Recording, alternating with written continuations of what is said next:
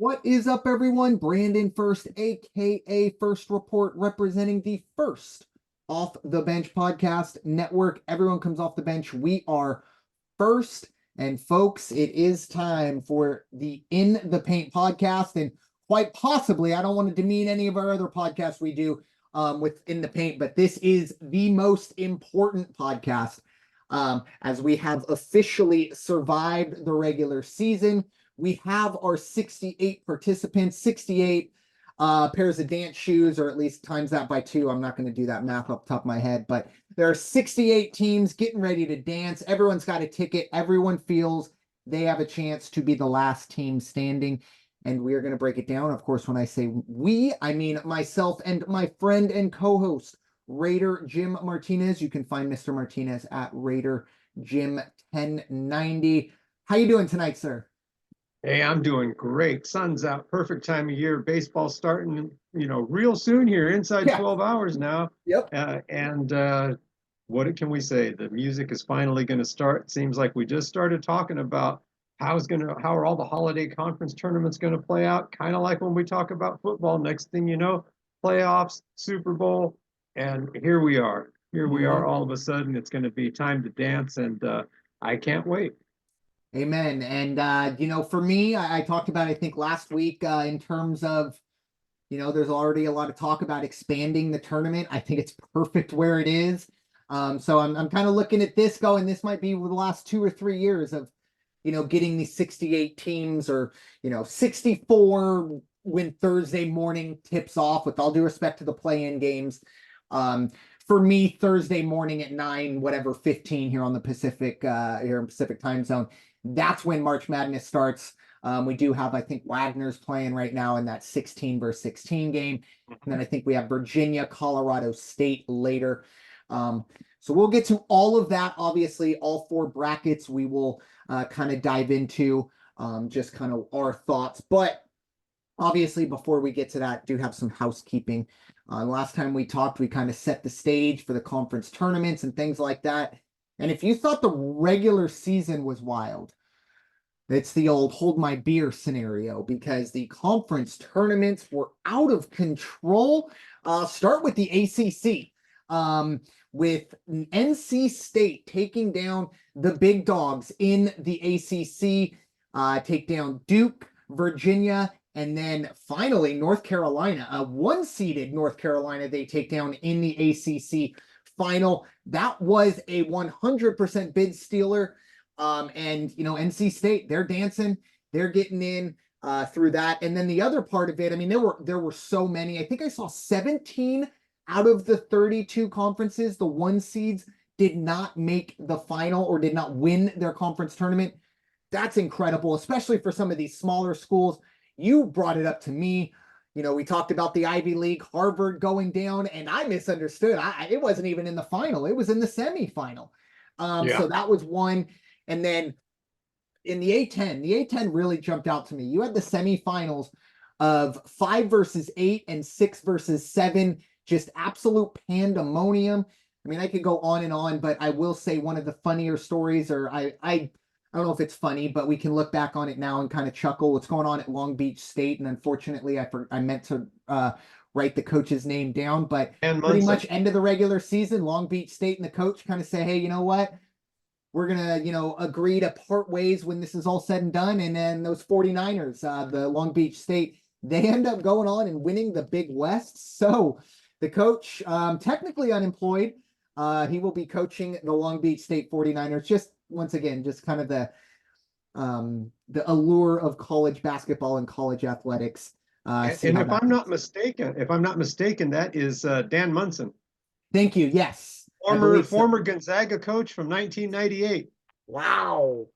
Go the pre-few days. I think it's BF in Gonzaga. It's before few that everything gets cut up. It's BF or AF up there in Gonzaga. But yeah, it's a wild conference tournament. I mean, Saturday itself was like, it was hard to keep up. I felt like I was, in that meme where you're just, the camera's going crazy. I can't keep up with everything that was going on. I needed 4 or 5 previous channel buttons on my remote. But Raider Jim, what are your thoughts on, honestly, for my money, the wildest weekend of conference tournaments I think we've ever seen. Well, Long Beach State's first one I have on my list. There's Duquesne. What do you say about Yeah. that? The Lancers of Longwood. I mean, come on, that's good stuff. And then I know that I think it was last week we were talking about who will probably be in, who will not probably be in, and Cinderella teams, who will it be this year? And I know I specifically stated we probably won't be seeing the Peacocks of St. Peter's in this dance. And doggone if they didn't go out and do the job too. So we're going to be seeing them strutting out there on the court. But again, as I sent to you, anytime NC State pulls off the upsets like they did for the entire tournament, and I can't help myself when it starts to be conference tourney time. And I'm sure at least once during the tournament, I will watch the Jim Valvano ESPN speech and get all fired up and emotional about it. But yeah, what a run they're having. I mean, we're down. This is it. I don't care if you have 25 wins, 30 wins. I don't care if you went undefeated. Who's going to end up 6-0? Because that's what counts now. Yep. And that's all they need to do is put together. There it is, the original kids survive and advance, survive and advance. And you never know what they might be able to pull off. Amen. And then spoiler alert, I do have them beating Texas Tech in the first round. I think they're going to run and kind of carry that momentum in. Not only, getting the job done, but the way they took down Duke, they dominated that entire game. And then against Virginia, I'll tell you what, we'll get to Virginia in a bit. But Virginia's an issue. I don't even know if they're going to get through tonight. It might be the worst free throw shooting team I've ever seen. They're at like 55% as a team. It's almost like it's a video game, and the free throw difficulty is on expert or something, and you're just kind of a masochist. It's unbelievable. And for me, two things shine, I believe, in March: defense and free throw shooting. So obviously they took down Virginia in a wild game in which Virginia probably had 4 or 5 chances to put that game away, refused to do it, most of them at the free throw line. And then what happens? NC State drains a late shot and eventually obviously wins that game. And then I don't think they dominated North Carolina the way they did Duke, but they got the job done. They were the better team in that game. You could make the case that North Carolina didn't have anything to play for, but I feel like these kids, when you get to the ACC title game, you want that. You want that trophy. Now, obviously, the banners aren't hung like national championship, stuff like that. But I think an ACC title, at the very least, you could say, you know what, when I was there, we got an ACC title. So I do think it mattered to them. But for NC State to not only pull off those 3 wins, but win 4 games in 4 days, I mean, that's the other part of these conference tournaments. It's okay, you won 4 games in a row. Yeah, but you did it 4 days in a row against teams that are progressively, more rested than you. When you get into these kind of double buys, whatever situations for these, hats off to North Carolina State and really all these teams, these quote unquote bid stealers. I'll throw Oregon in there as well. Fantastic performance against Arizona, and then kind of doubled down as well in the Pac-10 final or championship. It was one that I hope I remember. I feel like a lot of times I'm like, oh, I'm never going to forget this. And 3 months later I went, was it that crazy? But I really do feel like this is kind of that prelude to hopefully, the full-fledged March Madness. And it's kind of where we're going to start to pivot to before we get into those brackets. It's the one discussion that we have every selection Sunday, and it's the bubble. Some teams' bubbles held, others burst, and a lot of teams bursted. Yeah, I'm gonna go with bursted because of what we just talked about. So many bid stealers: Oregon, NC State. You even go into the is it AAC with Florida A&M? Or no, Florida Atlantic. So that Florida Atlantic ends up getting in the tournament. South Florida doesn't even win in the semis. So it was wild. It was an incredible weekend, but unfortunately for some teams, they did not get the call that they were hoping for, and a lot of that was because of the madness we saw this weekend. Raider Jim, any teams that you're surprised that got in or left out? I only put two teams down with, do I have a problem or with anybody that got allowed in? One is Florida. Hmm. I mean, nothing really against the team, but when you look at teams that were left out, and in lieu of those teams, Florida got in and Michigan State. I mean, I just don't understand that. I didn't understand it. I don't understand it, except that, what if he retires? We got to get him in one more time. And that almost seems like what it is. And you can't do that in this setting. Who got left out? I'll tell you who got left out. St. John's, Yep. Indiana State Yep. got left out. Princeton, I get it. Princeton did not win their conference title, but they had a fabulous record. Seton Hall did Mhm. not get in. Providence did not get in. And yeah, I have a little bit of issue with those schools not being in when you look at their records and their resumes compared to, say, a Michigan State. And, are they more deserving, even if it wasn't a high seed? Yeah, I forget what Michigan State even went in as. I was even 8 or 9, because they're in that yeah, Mississippi State. It's actually the first game on Thursday. I think they're the 9 in that. I guess I could look at my yeah, bracket. that could be right. Yeah, I'm trying to find it on the I bracket know right it's now. there it is. Yeah, so Michigan State is a Yes, 9. it is. They're yeah.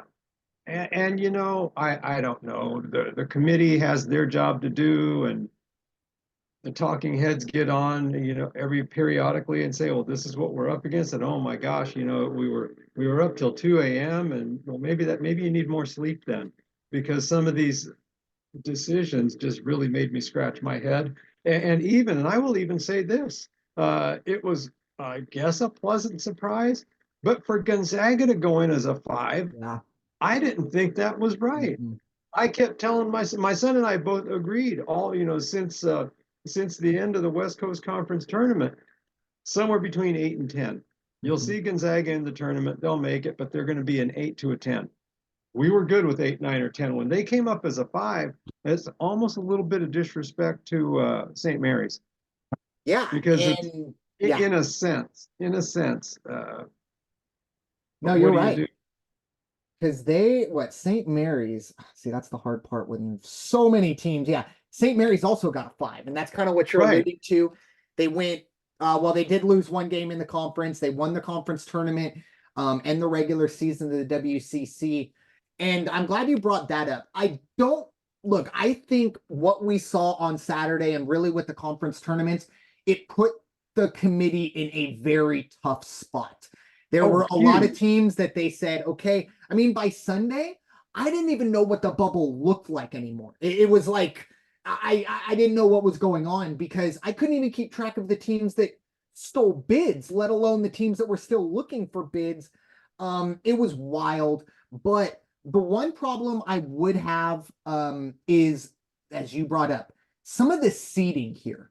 And it's been brought up plenty of times, but for Auburn to get a 4, I mean, goodness gracious, they won the SEC tournament. I thought they were one of the best. I thought they might be in the conversation for a 2, maybe even a 1, and they end up getting a 4 seed.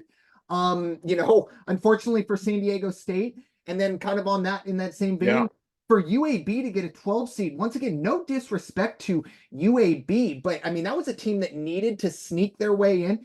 For example, UAB is on the same line, or at least the same seeding line as McNeese State. And you talked about Gonzaga being a 5 seed, and that's great, but they got no favors with McNeese State.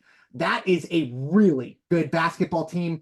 I believe that's Will Wade kind of starting his redemption tour at McNeese State. I believe they are one of 3 or 4 teams that have 30 wins on the regular season. Great. So for them to get a 12, that kind of jumped out to me. And Duquesne, as good of a story as Duquesne is, for them to get an 11 seed it's kind of crazy to me. So that was my biggest issue. I hate to say it, and kind of conversely to what you talked about with them getting not enough sleep. I think maybe they got too much sleep. I think they looked at what was going on Saturday and went, oh my gosh, okay, let's all go home. The A10 winner is going to slot into the 11 over here. The SEC winner is going to slot into the 4 over here, and we'll all show up 5 minutes before the game's end, and we'll send it through. it just seemed a little, I don't want to say lazy, but this is the first time that I can remember I had an issue with a lot of seeds going forward. I know you brought up Kentucky as well, getting a Oh, 3. stop. And I think I will say, and I think the only reason I'm kind of, maybe playing cover for the committee here, but I do wonder if they're looking at Kentucky and they're, essentially fully healthy. And this is, I mean, it's the best they've looked all season, no doubt about it. So I do wonder if that is kind of a big reasoning why they got a 3. But we've talked about it on this podcast multiple times. Kentucky can fall forward and someone's going to say, "Oh my gosh, did you see the way they fell? That was one of the most impressive things I've ever seen. Bump them up 5 spots." So you can't be terribly surprised. I think I even said to you, I was like, if they would have won the SEC tournament, they might be the 1 seed. That's just how the committee looks at Kentucky. But yeah, that was the seeding was definitely one of them. Now, obviously, I would have loved to see, Indiana State or, maybe 2 of the 4 Big East teams that didn't get a call. The only thing I will say, and I completely understand why those fan bases and those teams are frustrated they're not in it. None of those teams are real national title contenders. Once again, True. it takes a game, maybe 2 away from a program, X number of dollars. I understand that. But we're not looking at Indiana State going, oh, my national title contender isn't in there. So that is the other thing that, I do have to kind of remind myself. I'm not, downplaying the frustrations of those programs.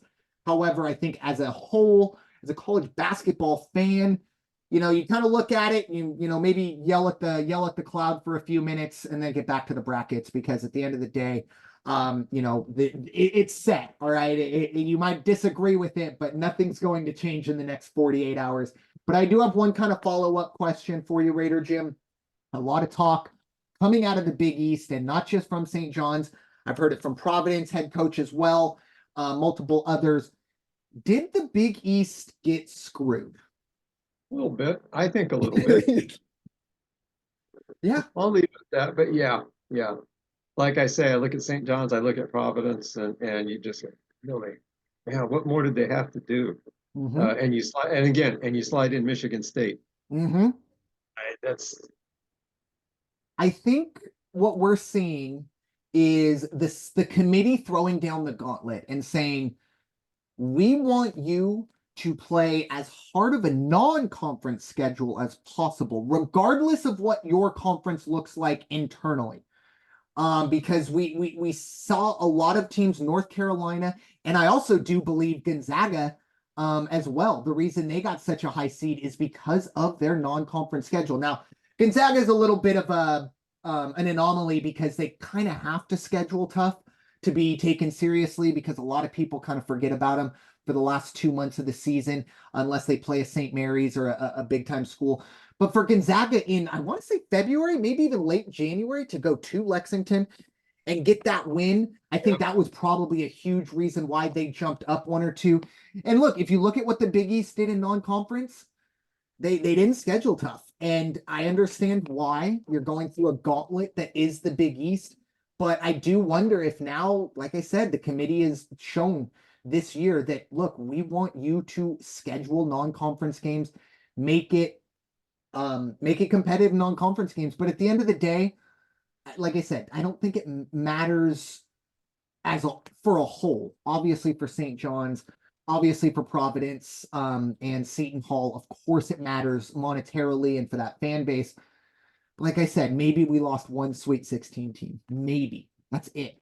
And yeah, for the Big East, you do have to maybe look in the mirror. You might not like it, but guess what? If the rules have changed, you have to adjust to it. And then the other one thing I will say, and hopefully I remember this next year when we start talking about the bubble, don't let me reference the net, because apparently the selection committee does not care about the net. I think Virginia had a net of like 61 and Indiana State had a net of 29. So yeah, I'm throwing that away. I thought it was the RPI replacement. Nope. We're just gonna have to go at it with our own eyes. I'm not using the analytics next year. So let me ask you, talk about, did the Big East get screwed? Did Iowa State get screwed in your opinion? So I think so, but Oh, I could I mean, understand. I think a part of me did fall, and I don't want to say fall into the trap, but maybe got a little wooed with their performance over Houston, which was, I mean, maybe one of the more impressive performances we saw of all conference tournament in any game. They were unbelievable against arguably one of the best teams in all college basketball. But once again, it does go back because I do believe it was Jay Wright and Clark Kellogg on the pre-selection show, like right before they were going to go. Jay Wright had Iowa State as a 1 seed, Clark Kellogg. And if I'm getting the names mixed up, whatever, but these guys don't need me to pump any more steam into them. But Clark Kellogg was saying, look, I think North Carolina needs to be the one. And Jay Wright was saying, no, I think it needs to be Iowa State. And Clark Kellogg said, look, Iowa State, their non-conference schedule was 312th, something in that, in the nation. And once again, if the committee is throwing down the gauntlet saying, we want you to be in the double digits of non-conference strength of schedule, because I do think when you're talking about, especially that final 1 seed, you are going to have to split hairs.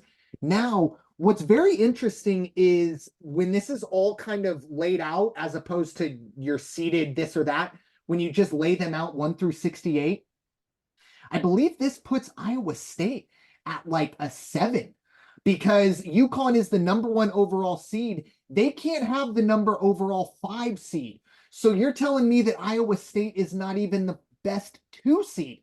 That's what the committee said.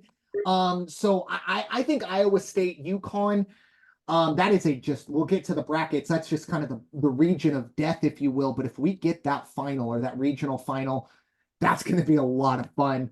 But yeah, I could see how Iowa State gets a little upended. And especially considering, North Carolina, I don't think there's any easy path, but North Carolina got really, outside of the travel that they're going to have to do, they possibly will have to go to Los Angeles for the Sweet 16, but they're going to be in Charlotte the first 2 weekends. That's great for them. And then, like I said, North Carolina travels well. They'll have plenty of powder blue in, I would assume, Staples Center. And yes, I know it's not called that, but I refuse to call it anything else. But yeah, I look at North Carolina. I think they had a relatively easy path to it, and I'm sure Iowa State has some gripe here or there. But at the end of the day, I think splitting hairs between a 1 and a 2, I think that only really matters late in the tournament. And I heard someone say the other day, if you're a team that complains about your seed, you're not a serious contender. And you know what? I can't really argue with that. We can debate all that stuff, but if Iowa State is still kind of talking about it come game time or even Sweet 16 time, that's a problem, because at some point you got to put it behind you and say, look, everyone's got to go out and win 6 games. And you know what? That's what we have to do. But this was a weird it's one. all 0-0 right now. Exactly. As you kind of said, you could be undefeated. You could be, I think Grambling's like 18 and 15, something like that. Everything's 0-0 right now. Everybody's racing to get 6 wins before that 1 loss. And you know what? I will say, I do believe this was probably the hardest tournament for the selection committee to put together because of what we saw in the conference tournaments. So I will at least kind of, nod at the selection committee and say, you know what, I know you guys didn't have the easiest job in the world, but I do think there are some discrepancies. But with that being said, it is time to dive into the meat of it, if you will. So get your brackets ready. We are going to start in the South and, just kind of go through, upsets to watch, any games that we have listed down, further in the bracket or in that first round of the bracket. And then, of course, who we believe is going to come out victorious. South region will have their regional final in Dallas, and the 1 seed is Houston. So obviously, if they make it to that second weekend or that second week, they are going to be heavily, or at least the fans will be heavily towards Nebraska, or excuse me, towards Houston. But I will say Kentucky and Duke are both in this bracket, so that might be an interesting dichotomy of fans in Dallas in a few weeks. But Raider Jim, what are your overall thoughts on the South Regional? Yeah, it's a fun region. Of course, they're Mhm. all good, but upper half of the South, you got to give Houston the nod, of course. But if A&M gets that first round game against Nebraska and they match up against Houston for bragging rights and to I mean, this is real bragging rights now. That is going to be one heck of a game. Let's see, they'll play on Sunday. Yeah, because these Yes. are the Friday games I'm talking about right now. I think James Madison goes out and gives Mhm. Wisconsin everything they can handle. I can see James Madison advancing. I can see James Madison playing just as strong. What do we got to lose? We're not supposed to be here. That's that thing. It's like, hey, you climb in the ring against the champ, you're supposed to knock me out. So you knock me out, they're just like, I told you so. But if I beat you, guess what? I'm the guy you shouldn't have said that to. And I can see James Madison giving Duke everything that they can handle too. That might be one of the upsets. The other in the South, I'm going to stick with what I was saying. NC State, they're on a roll right now. I think they will take care of business against Texas Tech. If that matches them up against Kentucky, Sweet 16, here we go. I can Ooh. see them taking care of Kentucky because, again, they've got the momentum right now. And that is so key. And they know I guarantee you that coach is making them watch Survive and Advance from ESPN 3030. And they've got those guys coming in and talking to them, the guys that are still around. Florida, they should have a pretty easy time advancing to the second round on Saturday, but they're gonna have to play Marquette, and I think Marquette is gonna start playing some of their better ball right now. So yeah, that's how I see it going to be playing out this coming Thursday and Friday, and then we'll see how right I was when we talk about it next week. Yeah, I actually have James Madison in my Sweet 16. I have them falling to Houston. I have them taking down Wisconsin, and then I have them taking down Duke. It'll be Duke versus the Dukes, as that is, of course, James Madison's mascot. So enjoy that one, all you pun fans. But yeah, I think James Madison, they've already shown, and once again, I know people roll their eyes when I mention November basketball.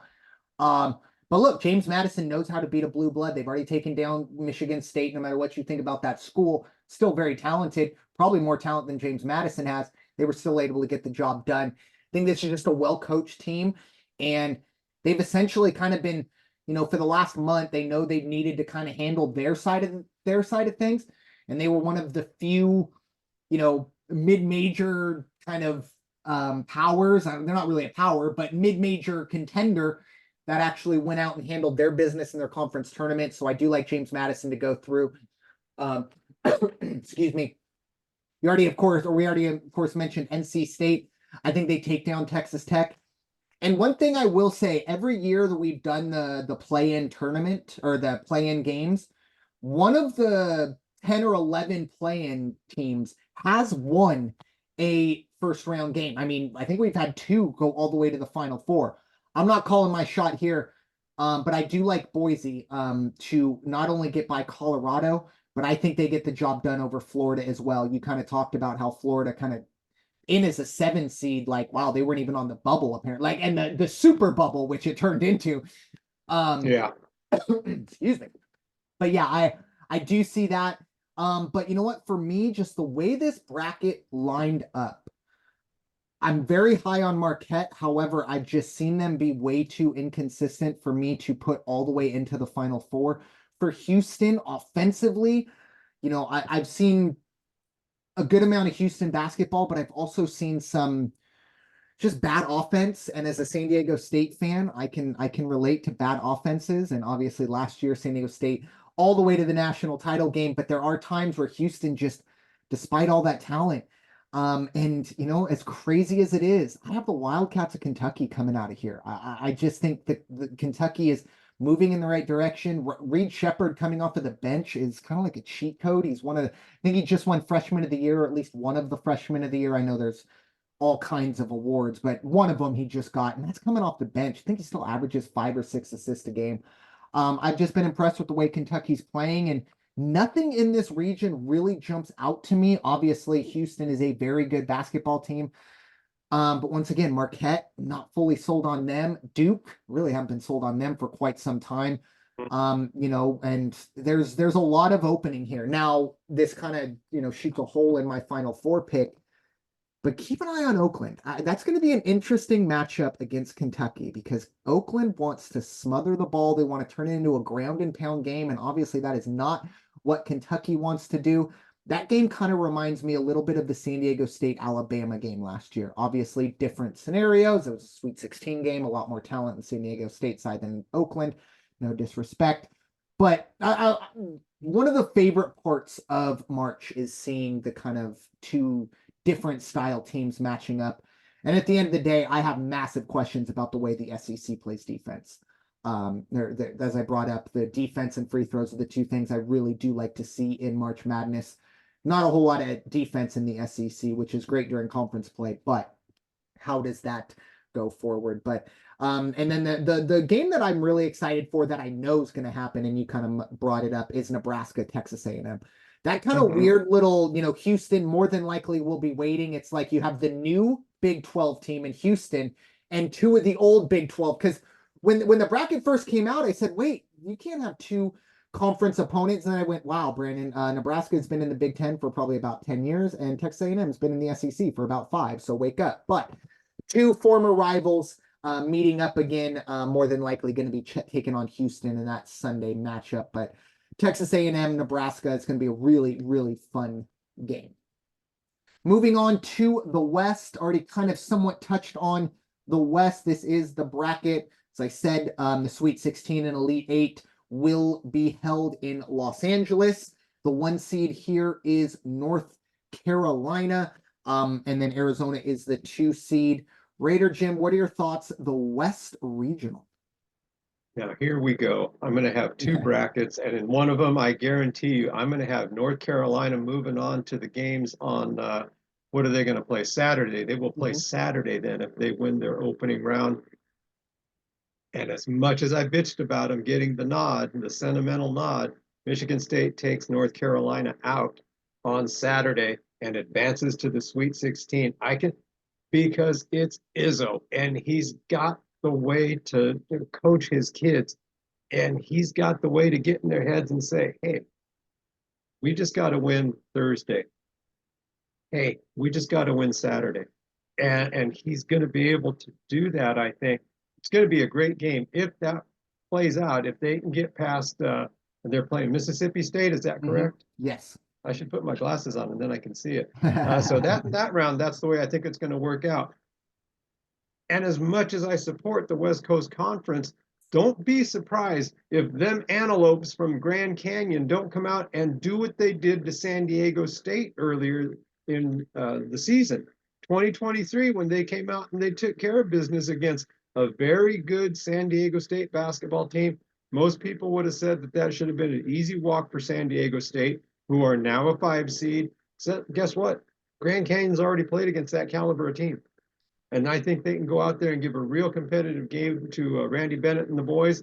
I hope St. Mary's goes, but I can't even call that one. I know I have to for the sake of the bracket, but wow, that's going to be quite a game. I will probably pencil in Grand Canyon, have them moving on to take care of Alabama, or to play against Alabama. I don't think anybody's going to take care of Alabama until they get down to the Elite 8. Alabama's a good team, and I can see them moving all the way past Sweet 16, no problem. Clemson, look for Clemson to advance against New Mexico. Now, when they play Baylor, who's number 3, I even think they can put together enough of a game to get past Baylor on so that'll be on Saturday as well. So that's going to be that'll be Sunday, excuse me. That'll be a good game to watch. I think Dayton, unfortunately, I got New Mexico going out. I got Nevada going out.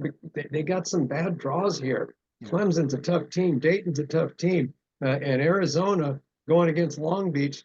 Now, Arizona against Dayton, that's going to be a real good game because we've seen Arizona be a little inconsistent second half of the season during conference play even. So when they get there, don't be surprised if Dayton doesn't move on to the Sweet 16 and Arizona finds themselves, a little bit disappointed. Yeah, I actually, maybe I'm a little crazy here. Actually, I know for a fact I'm crazy, but I don't know if it's relevant in this pick. But I actually have Grand Canyon in my Sweet 16. I think they do take care of business against Alabama. I hate to beat a dead horse, but especially Alabama. Alabama does not play good defense. And I think Grand Canyon's going to look at that. To be honest, no, whether it's St. Mary's or Grand Canyon, and I don't mean to just kind of push Charleston off to the side, who will play Alabama in the first round, but I do think Alabama takes care of Charleston. Really good team, but Alabama gets the job done. Either St. Mary's or Grand Canyon, I think it's going to give Alabama everything and more because of the style that they play.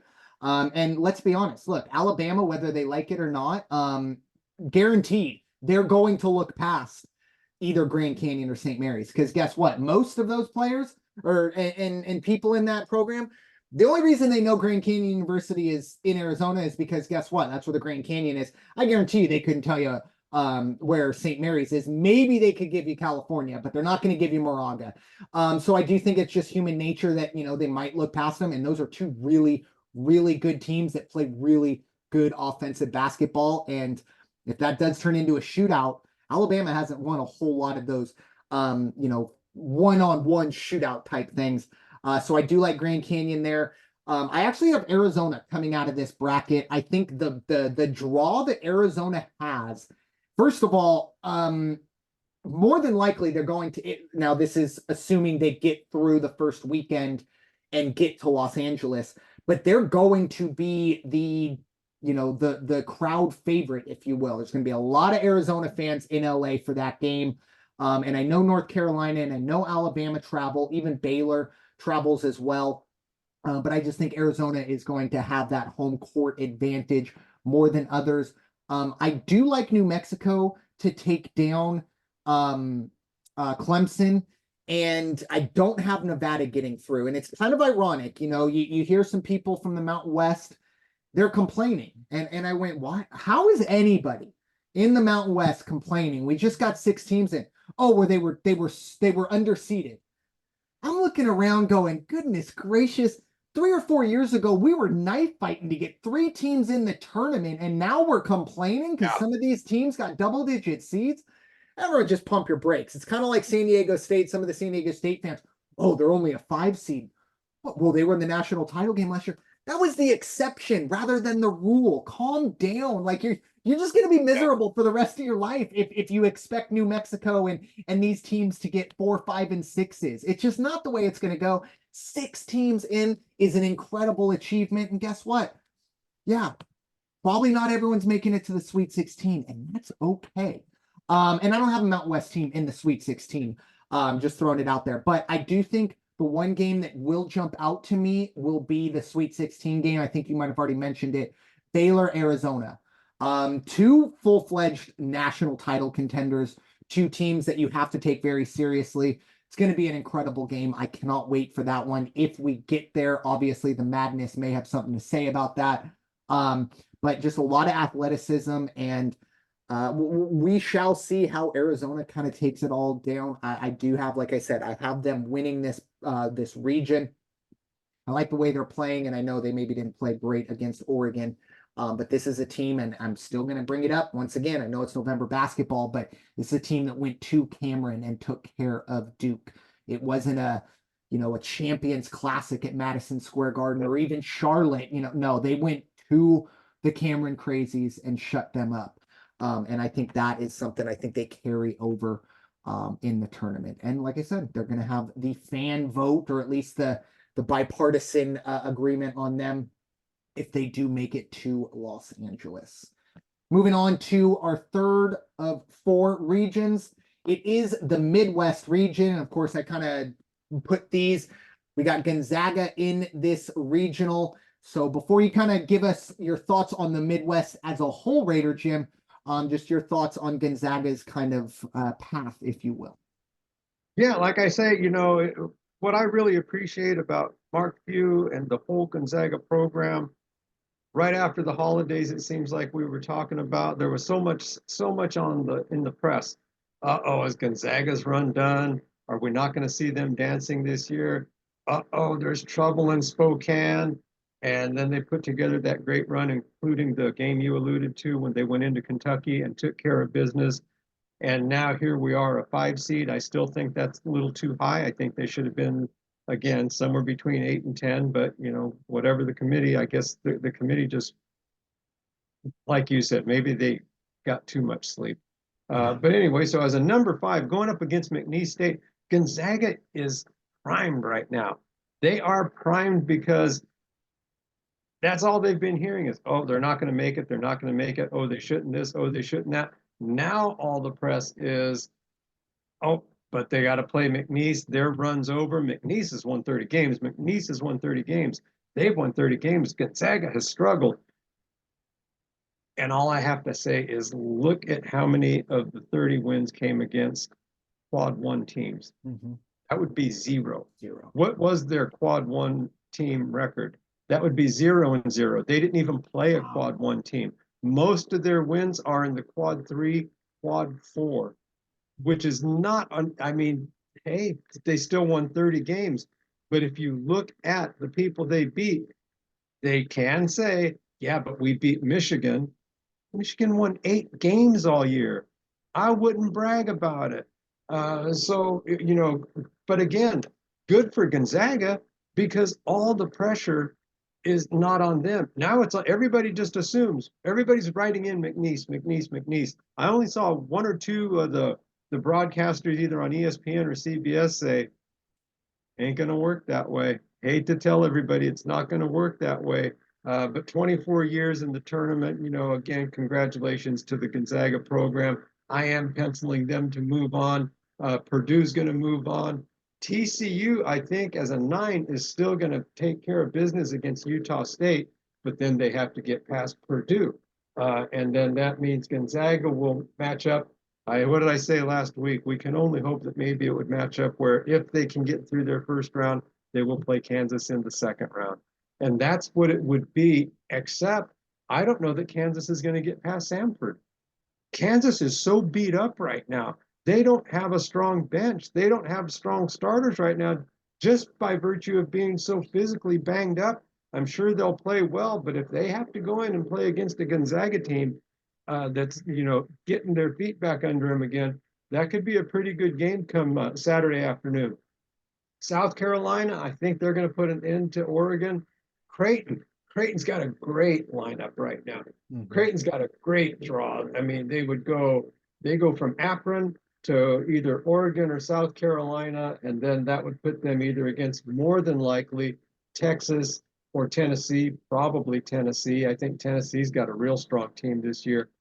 St. Peter's, you'd like to see them work some magic, but that would be magic if they could beat Tennessee. Yeah, this is a kind of a weird region. For It the is. record, I do have Gonzaga in. I do think they take care of business against McNeese State. When the brackets dropped and Kansas was matched up with Samford, I just shook my head and went, I'm going to fall for it. I have Samford. I have Samford to win that game. Hunter Dickinson is questionable. Like 80% of Kansas is questionable. And more than likely he's going to play, but I think the bigger story is the health. I mean, like as you said, this is not a healthy team. Kentucky on the other side is like the opposite. They're fully healthy. It's like all season they've been fighting to get to this point. And for me in Kansas, it just seems like every time it's like we look at Kansas and go, okay, go beat Kansas. They lose by 20. I mean, I hate to keep bringing up the Texas Tech game for about 2 months ago. And then even, you know, in the conference tournament, they lose by 20 to Cincinnati. Like, give me an Oklahoma or give me a Texas in that or something. But Cincinnati, no disrespect to the Bearcats, but we're not talking about it today, unless we're talking about this right here. So I like Samford to get that win. And then I do expect Gonzaga to move forward. I have Purdue winning this region, and a lot of it has to do with Zach Edey. However, not only Zach Edey, but the way the referees call Zach Edey's games. Now, I'm not a referee, never been even close to it. The only thing I would ask is just type into Google and see how many fouls have been called on Zach Edey and how many fouls he's drawn. I'm just going to tell you that, and I'll let that marinate for you. But anyways, Purdue is the team that I think is coming out of this. This is kind of their revenge tour circa Virginia of 2019 or 2020, where they, of course, became the first 1 seed to lose to a 16. The next year, they would go on to win the national title. Obviously, Purdue last year was that one seed that did fall to Fairleigh Dickinson. I have Purdue in the Final Four. I don't have them win the national championship. You all have to tune in next week to figure out who that is. But I really do like Purdue to come out of this region. Just for posterity's sake, I do have Tennessee coming all the way through. Maybe one upset outside of the Samford over Kansas. I have South Carolina taking down Creighton. I like South Carolina. They're one of the few teams in the SEC that I do believe are adequate on defense. And I do have them bowing out to Tennessee. However, I do think they get the job done against Creighton. As I said, kind of falling short against Tennessee, but in this regional final, I do have Purdue over Tennessee. And the game that I actually have two games circled, and I've spent a good amount of time talking about both. It's at Kansas Samford and Gonzaga McNeese. And those are back-to-back games. Same pod. It'll be Thursday nights, or Thursday evening, 4:25 Pacific will be Gonzaga McNeese. And then approximately 6:55 will be the Samford Kansas. That probably will be the last game of the night. So we could have a really, really fun end to that first Thursday kind of, bubble or pod, whatever you want to call it. But those are the two games that, that I know I'm going to see. And then if we do get to see Purdue versus Gonzaga, I'm going to be really interested to see how Gonzaga goes about it, because I would not be surprised to see Gonzaga pull off the upset. I wouldn't be surprised if Purdue bows out in the second round. Honestly, there's just something about this team. I think we were texting on, I think Saturday. Yeah, you think you were at a baseball game and you were checking on the ticker and you're like, wait, Wisconsin in overtime? And not only was Wisconsin in overtime, but their three big men who were 6'8" or bigger had all fouled out. And Wisconsin still went out and got the win. And got the win over Purdue. So Purdue isn't just a slam dunk. Hey, they got a 7-4 guy. Everything's going to work out. I don't know. There's something about it. Now, with that being said, I do have them as my Final Four team, but that's mainly because of the way, the referees have kind of, I don't think they quite know how to call games for somebody that big. But we'll see how it all kind of shakes out, especially here in the first weekend. Keep an eye on that Samford, Kansas, and McNeese Gonzaga. And the final bracket, and when I say we saved the best for last, that's not my opinion. I think most people would all look at this bracket and go, wow. As you do have the number one overall seed here, it is UConn. They are that top seed. Iowa State, as we kind of mentioned, they're a 2 seed. This is also where San Diego State slots in, so I'll give my thoughts on this one first. With San Diego State, good news and bad news. We'll start with the good news. I think this is a great draw, getting a 12 seed UAB. Thank you, committee. I'm not counting my chickens before they hatch by any means, but I think of all the 12 seeds that are out there, you're going to tell me that, it could have been McNeese State, it could have been James Madison, but instead it's UAB. Okay, I'm okay with that as a San Diego State fan. Now, on the flip side, might be waiting is probably the best 4 seed in the tournament in Auburn. So, take that with what you will. It's going to be a tough stretch for San Diego State. I have them falling to Auburn. I just think Auburn, they're too physical. They're too big overall, and they've gone through a gauntlet. And I talked about the SEC defense. There's not a whole, Jaden Ledee he just was named 3rd team All-American. Congrats to him. He has been arguably one of the best players I've seen since Kawhi Leonard put that jersey on. But at the same time, this isn't an offensive dynastic team that can take advantage of a bad defense. And not even saying Auburn has a bad defense, but just going with my SEC theory, I just don't think San Diego State has enough to get the job done. For me, I think this is UConn coming out of it. And I even told Raider Jim before I hit record, it was kind of a blind that, look, I'm putting at the very least UConn into the Final Four. I think UConn's the best team right now. Obviously, what we saw last year as well will help. But going down further the bracket, Drake jumps out to me as a 10 seed. Washington State's got to be looking around going, not only are we a 7, felt like we had a pretty good year. Instead, you're going to give us a 7. Oh, and on the other side, you're going to give us Drake, who I think might be one of the teams that also has 30 wins, very close. But this is a very good Missouri Valley conference champion in Drake. I have them beating Wazoo. Unfortunately, Iowa State is, we kind of mentioned they could probably be a 1 seed. That's going to be tough for them to get through. But one game that obviously that I know is going to be happening and I'm going to be keeping an eye on is Northwestern Florida Atlantic. It is that 8 versus 9, another one of these games where you got two teams that want to do exact opposite things. You got one team that wants to slow it down. You got another team that wants to go up and down. Who sets the tempo? Personally, I have FAU coming out of that. With UConn as well taking care of business against Florida Atlantic. But 3 of the 4 Final Four teams from last year are in this region. It's considered the region of death, and I can't really argue with that. This is a stacked region. I mean, even BYU is a 6. It's kind of scary on that side of it. You could maybe say, oh, well, UAB and Duquesne got overseeded. Okay, yeah, maybe even Yale, maybe as a 13 got overseeded, but those seeds don't really matter by the second weekend, with all due respect to those programs. But yeah, I think UConn gets the job done. They're so deep, they're so experienced, they're so well coached. I could go on for days about UConn, and I hope I didn't just give them my vaunted kiss of death. As unfortunately, Purdue's on a redemption tour. Well, Brandon is also on a redemption tour because I have 2 straight years without picking a single Final Four team. And last year, you could chalk it up to being wacky, but 0 for 8 in the last 2 years. I need to get at least multiple in this year. So I did go a little chalk this year, but I just need to see one go through the hoop. Just go through the hoop, put a layup in for me. Let me remind myself that I at least somewhat know what I'm talking about, but sending it over to someone who definitely knows what he's talking about. Raider Jim, what are your thoughts on the East region? Yeah, it's kind of hard to look and not just pencil in UConn in the Final Four.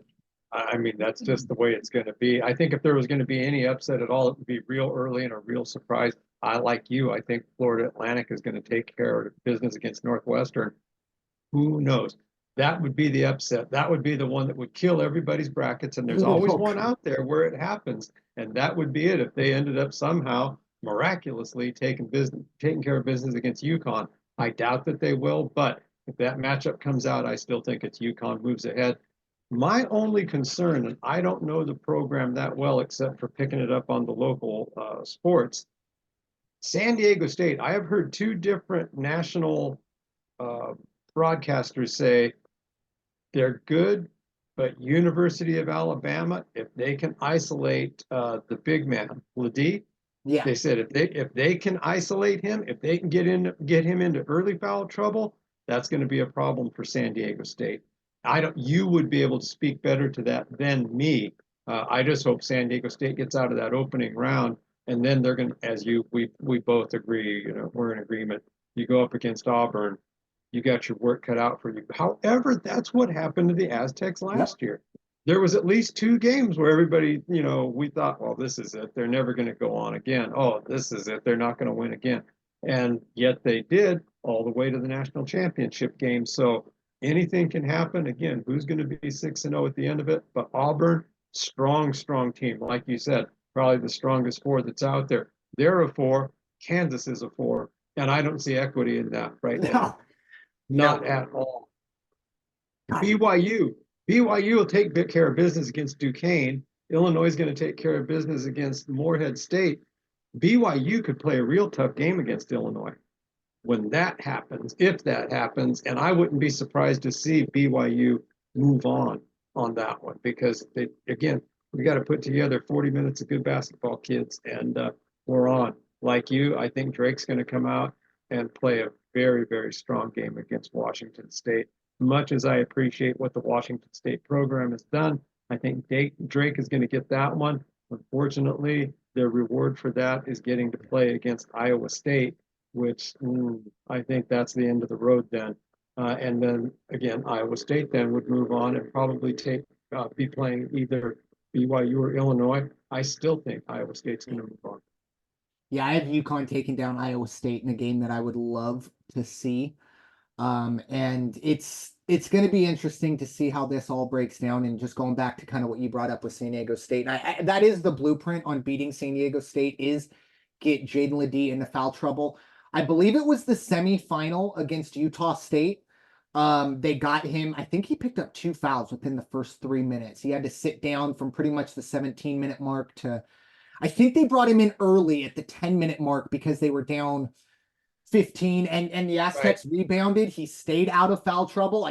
He might have fouled out late, but it was kind of a situation where, he did very well to survive as long as he did. And you're right, that is going to be the issue. But I've seen, Micah Parrish has had games where you go, oh, okay, that's because I've been asking for a Robin. I need a Robin, even if it's not the same Robin, but Jaden Ledee needs a Robin. And of course, I'm referring to Batman, because I'm not a terribly knowledgeable college basketball coach or anything like that. But I could watch San Diego State and go, circle Jaden Ledee and go, he is not going to beat us. For someone else too. Will it be Trammell? Will it be Parrish? Will it be some of these other kids that come out? But for Jaden Ledee, if for whatever reason UAB lets Jaden Ledee beat him, they will beat him. I think the faith in these other players have to, even if they just start hot, just get someone to go, you know what, maybe we can't double Ledee in the post because they're going to kick it out to Waters or Parrish or Trammell. Just put something in their head. And now this is a positive for San Diego State. This is now not region exactly, but this is pretty much the exact blueprint of what we saw last year. They are put in as a 5 seed. They're put in right underneath, or at least in that Sweet 16 matchup with the number 1 overall seed. And they got a team from Alabama on their path. So just saying, I'm not, saying go cash your San Diego State to the Final Four tickets. Because certainly if they get by Auburn, fantastic. I don't know how they would get past UConn, but who knows? Maybe Florida Atlantic shocks the world and we get a rematch of the Final Four from last year. But I think San Diego State's got 1 win in them, if that, and then Auburn probably handles business. But who knows? Maybe Yale, does us a favor, and then the party school goes up against the Ivy League just like that. But it's going to be an interesting region. I think I am most intrigued by this region for obvious reasons. Not so much who comes out of it, because once again, I feel the most confident about UConn in anything, but more so in fact of who UConn will face.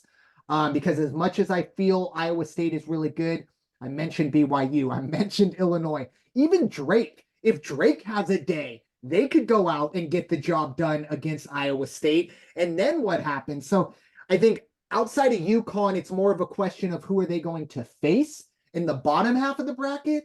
But I think for San Diego State, you look at this and you just kind of shake your head and go, a 6 seed here would not be the worst thing. I think they would love to switch spots with BYU. They get Duquesne. Oh, yeah. And then they get, more than likely Illinois, which is pretty much on par with Auburn. But still, it's mainly saying, look, I don't have to deal with UConn until the regional final if they were to get that far. One kind of interesting nugget that I did notice, both San Diego State and St. Mary's are going to be playing in Spokane. So it'll be the first time that St. Mary's will be using the home locker room of the Bulldogs. Hopefully they don't vandalize anything. They seem like good guys, but hopefully no shenanigans happen. And as I said, San Diego State going to be playing up that pod, that UAB, San Diego State, Auburn, Yale pod will be one of the 2 pods in Spokane. So it's kind of a little bit of a clash there. I got my team playing at Raider Jim's. They call it the Kennel, right? That's correct. Fantastic. I love names like that. The Shark Tank, the Paw, things like that. Yeah, the Den. Anyways, but yeah, UConn more than likely coming out of this to set up. For me, it's a lot of chalk here, but at the same time, like I said, it's been a rough few years filling out brackets. I just want to see 2 go through the hoop. I don't know which ones, but I want 2 to make it in, and I can pat myself on the back with that. But Raider Jim, unless you have anything else to add, any final thoughts as we essentially kind of tie a bow on all the posturing and things like that, because in about 48 hours or 36 hours, as one shining moment says, the ball's going to be tipped, and we stop talking and start watching. But your final thoughts? So now it's time for me to get in my closet and find the wardrobe for the tournament, because what I usually do is I go in, I go through all my Gonzaga shirts, I pick one, and that's the shirt I wear the entire tournament as long as Gonzaga is in. And I get the look from the significant saying, "Really, you're wearing that again, huh? Yeah, don't you put it in the laundry. You just leave it there. Just gonna hang it up over here. Don't touch it." Yep. But yeah, it's congratulations to all 68 teams, the coaches, the fans, the programs, everybody enjoy it for what it is. Let's all remember one thing that our guy here in San Diego always said, Ted Leitner, Uncle Teddy always said, folks, it's just a game. Yep. So let's keep that in mind. It's just a game. Uh, let's not take it too serious. And congratulations again to everybody who made it, and for all those who advanced to Saturday's and Sunday's round of 32. Definitely. And forget the selection show. I want the Raider Jim selection shirt show. I want to know how what shirts are on the bubble, which ones are the one seeds, the I favorites, could do this. Yeah, I I could was do gonna say, we maybe next year we start somehow, some way figuring out a way, a weekly segment. Because look, let's be honest, I think we all expect Gonzaga to be in the tournament next year. I think you said 20, to 24, 24 25 years. years, 24 years. And I think Kansas is the only team that has a longer run. So yeah, I think it's pretty safe to say that we'll be seeing Gonzaga dancing next year. So maybe we'll have a segment around conference time of figuring out the shirt Raider Jim's gonna essentially take to the dance with him, if you will. But for me, just kind of back what you said, and we've gone, November, whatever, 11th, 12th, whatever the day was when it was the first game. But I go back to James Madison beating Michigan State. That was the one. It was like, oh wow, and just kind of shaking my head like, man, March is so far away, and here we are. And you kind of alluded to it when we started it up. It always seems like when we start these podcasts at the start of the year, we keep not only reminding you but reminding us as well that look, enjoy it, don't blink. And when it comes to the tournament, I think that's even more, because you look at the bracket and you go, oh my gosh, there is so much basketball. And you're right. But guess what? Every single day, you're getting less and less basketball until we get to a point where it'll be that magical Monday night where all eyes are on two teams playing for one national title. But we have a long way to get there. Enjoy it. It might be too late for you now, but if you can take either Thursday or Friday or both off, do it. Or download the Paramount Plus app, and maybe the boss doesn't need to know what you're watching. Unless my boss is watching, because I would never ever do that. But personally, I'm taking Thursday off to enjoy 12 hours of college basketball, and like you said, Raider Jim, just enjoy the madness. You're not going to win $1 billion in Warren Buffett's perfect bracket. If you get through the first day with 80%, consider that a win, because everyone's bracket's going to be busted within the first 5 games. Like always, we're going to have like 4 perfect brackets by Saturday, and it's only because of the Yahoos who put out 77 brackets for all possibilities. So just enjoy it. Have fun with it. Maybe make a little bit of money. But at the end of the day, if you're a college basketball fan, this is it. This is what you are ready for. If you're a football fan, sometimes, you know what? The playoffs weren't great. If you're a baseball fan, playoffs weren't great. I've never once as a college basketball fan said, you know what? This tournament wasn't great. Never once. So enjoy it. And I don't think that's going to happen this year. And I am knocking on wood just in case, because I do understand how jinxes work. But with that being said, thank you all so much for listening to this episode of the In the Paint podcast, presented by the First Off the Bench podcast network. Everyone comes off the bench. We are first. It is time for you all to go wash your hands and stop hating everybody. We'll talk to you all very soon. Enjoy the games. Take care. Go Zags.